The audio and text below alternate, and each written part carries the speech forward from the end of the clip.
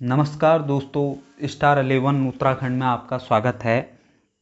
आज एक मोटिवेशन शायरी के साथ मैं इस वीडियो को शुरू करूंगा। परिंदों को मंजिल मिलेगी यकीनन, ये फैले हुए उनके पंख बोलते हैं। अक्सर वो लोग खामोश रहते हैं जमाने में जिनके हुनर बोलते हैं।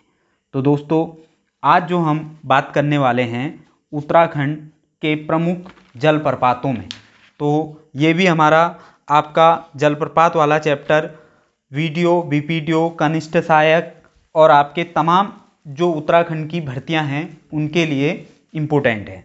तो शुरुआत करेंगे हम सबसे पहले देहरादून जिले से।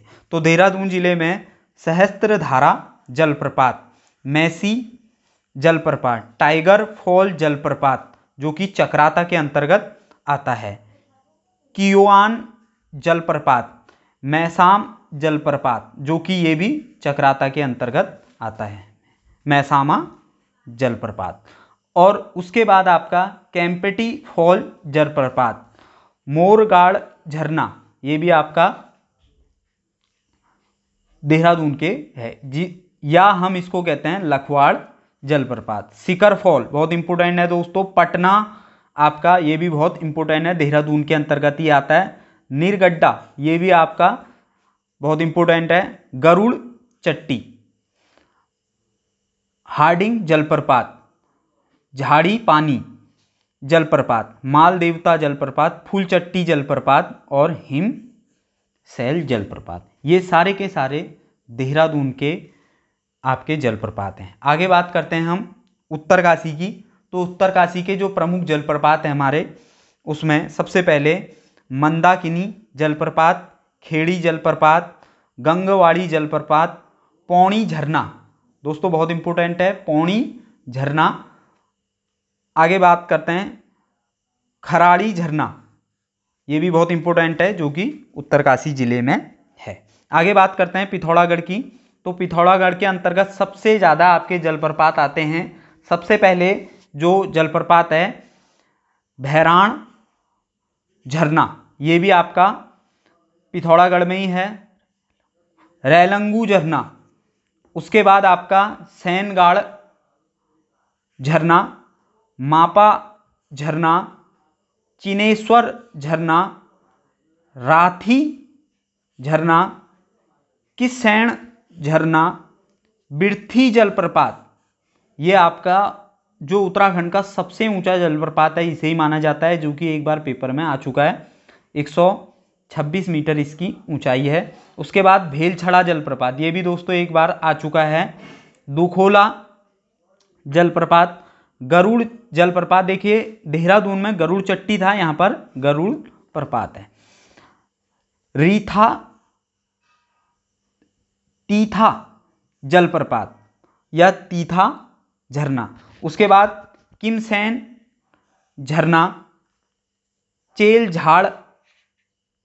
झाड़ा झरना, उसके बाद नबी झरना, भेलिया झरना और आपका मुंशारी झरना, जाड़ पानी झरना, छाता जलप्रपात, गिराऊ जलप्रपात, हरकोट जलप्रपात, भुर मुनि जलप्रपात,